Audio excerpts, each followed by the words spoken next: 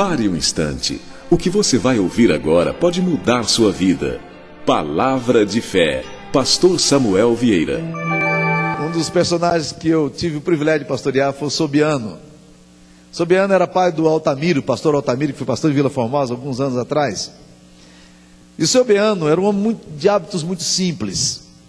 Quando os missionários chegaram na região ali de Rubiataba, Crixás, ele ficou impressionado com aquele missionário tocando violino e profundamente atraído por aquele negócio.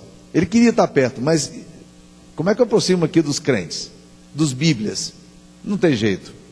E ele então, machão demais, ele disse que se escondia, a igreja comprou um terreno e construiu um templo ali, e havia ao lado do terreno um lugar baldio. Ele chegava mais cedo que todo mundo, o culto ia começar às 7h30 da noite.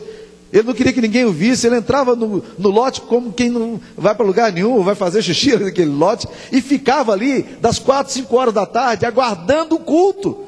Porque se ele chegasse na hora do culto, o pessoal dizia, você estava lá assistindo o culto, mas se ele chegasse às 4 horas da tarde, ninguém iria vê-lo entrando naquele lote, ele ficava ali quietinho, sentava ali debaixo do pé de mamona, ficava ali quietinho, esperando a hora do culto chegar. Você já viu algum crente mais fervoroso do que esse? Chega 3 horas antes do culto? Ninguém. No entanto, Sobiano estava ali porque ele disse que havia no coração dele um desejo profundo de se atrair. Ele era profundamente atraído daquele negócio, aquela palavra. Ele ouvia toda a palavra, as músicas que ele estava ouvindo, tudo aquilo mexia profundamente com a alma dele. Um dia Sobiano teve a coragem máxima. Ele corajosamente chegou na hora do culto e sentou lá no último banco da igreja. Eita, que vitória! E Sobiano entrou ali para nunca mais sair. Se converteu ao Senhor Jesus, entregou sua vida. Na verdade ele já era convertido, ele que não sabia, né? Homens com atitudes assim. Eu tenho encontrado gente desse tipo, gente desconfiada, mineirão, que vem assim para o evangelho, fica assim meio distante, como quem não quer nada, me deixou aqui no canto, chega tarde, sai cedo do culto para ninguém vê-lo, não quer ser identificado, mas aí o evangelho vai fazendo aquela obra maravilhosa que a gente sabe que só o evangelho faz. O contato com Jesus, a experiência de Deus começa a acontecer no coração. Milagres acontecem assim, despertamento, aproximações sutis, assim vai acontecendo. Mas há uma terceira coisa que essa mulher precisa fazer para se aproximar e para experimentar o milagre. Ela precisa romper com as barreiras que existem entre ela e Jesus. E nesse caso aqui é a multidão. Era difícil chegar onde Jesus estava, mas ela precisava tocar em Jesus. E muitas vezes eu percebo que as pessoas querem se aproximar de Jesus. Eu tenho a impressão de que se a gente tirasse um pouco dos pastores das igrejas, eu tenho a impressão de que se a gente tirasse um pouco desse ritual e dessa visão que muitas vezes as pessoas têm da igreja, uma visão meio legalista, moralista, e se Jesus ficasse apenas frente a frente, muitas pessoas seriam profundamente despertadas. Mas muitas vezes a estrutura teológica é um negócio complicado, muitas vezes o modelo pastoral não é alguma coisa complicada, e as pessoas vão ficando distantes. Mas meus queridos irmãos, essa mulher diz, eu preciso ir. O que é a multidão na nossa vida? Quantas vezes são os familiares que nós temos, que são um problema. Já imaginou a gente tomar uma decisão, e meus pais, como que vão pensar? Meus tios, os meus irmãos, como é que eu vou poder afirmar a convicção da minha fé? Muitas vezes são os amigos, colegas de trabalho. Como é que eu vou chegar na segunda-feira e dizer, não, eu entreguei minha vida a Jesus, agora eu estou seguindo para valer, eu realmente assumi um compromisso de fé? Isso não é muito fácil, isso nem sempre é muito fácil, mas há que se chegar um momento em que nós rompamos com todas essas barreiras filosóficas, sociológicas, familiares, que se interpõem entre nós e Deus, tradições, conceitos, preconceitos, ideologias, amigos. Mas quando o nosso interior começa a se inquietar, e a gente sente a necessidade de se aproximar de Deus, o Espírito Santo cria essa disposição de querer a Deus, e aí nós não temos mais barreira nenhuma. É o que acontece com essa mulher. Agora, meus queridos irmãos, outra coisa que me fascina nesse texto aqui, é que essa mulher tem uma enorme expectativa. Isso aqui faz toda a diferença. Aproximar-se de Deus com expectativa. Qual é a expectativa do seu coração para hoje? Qual é a expectativa do seu coração nos últimos tempos? É interessante esse negócio. Eu tenho encontrado gente que não é crente com muita expectativa de Deus. E tenho encontrado gente que é crente sem nenhuma expectativa de Deus. E para mim, esse texto aqui é um texto que fala-nos exatamente da importância de irmos para Jesus com expectativa no coração de que dele emana graça, dele emana poder.